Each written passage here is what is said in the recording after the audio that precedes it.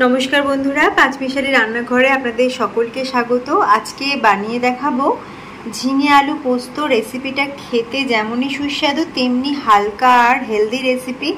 गरम भातेर साथे एई गरमे एकदम पारफेक्ट एकटा रेसिपि आपनाराও चाइले बानिये निते पारेन।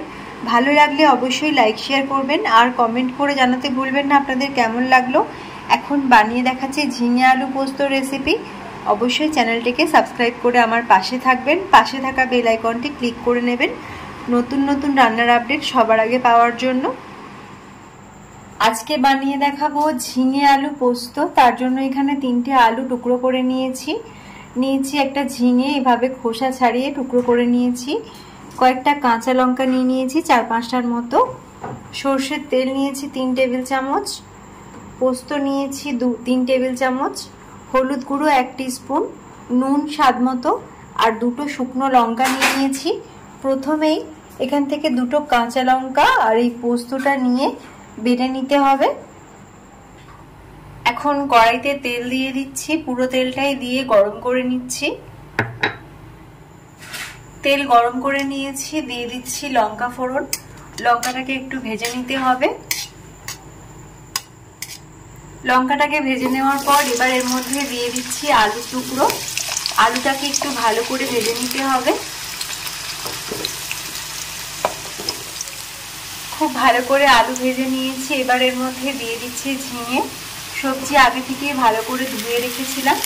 এখন 2 মিনিট ঝিঙেটাকে নেড়েচেড়ে ভেজে নিচ্ছি। গরমের জন্য ভীষণ হেলদি একটা খাবার, গরম ভাতের সাথে খেতে খুবই ভালো লাগে। আর পোস্ত দিয়ে এই রেসিপিটা তৈরি করে নিলে টেস্ট আরও অনেক বেড়ে যায়। এখন 2 মিনিট নেড়েচেড়ে ঝিঙেটাকে ভেজে নিচ্ছি। 2 মিনিট ঝিঙেটা নেড়েচেড়ে ভেজে নেওয়ার পর দিয়ে দিচ্ছি হলুদ গুঁড়ো। এখানে কোনো রকম লঙ্কা গুঁড়ো ব্যবহার করব না। আর দিয়ে দিচ্ছি নুন, স্বাদ মতো নুন মিশিয়ে দিলাম। এখন পোস্ত বাটাটা দিয়ে দিচ্ছি। কাঁচা লঙ্কা দিয়ে বেটে নিয়েছে, তাতে একটা ফ্লেভার তৈরি হবে, খেতেও অনেক ভালো লাগবে। এখন একটু নেড়েচেড়ে মিশিয়ে নিচ্ছি।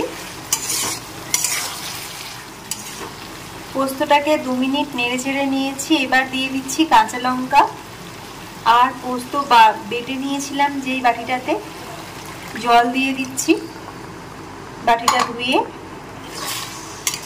এখন একটু ভালো করে নেড়েচেড়ে মিশিয়ে একটু ফুটিয়ে নিতে হবে 2 মিনিট।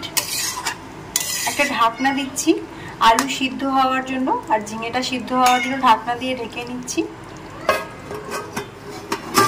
5 মিনিট পর ঢাকনাটা খুলে দেখে নিচ্ছি। এখানে মাঝখানে একবার নেড়েচেড়েও নিয়েছি আমি।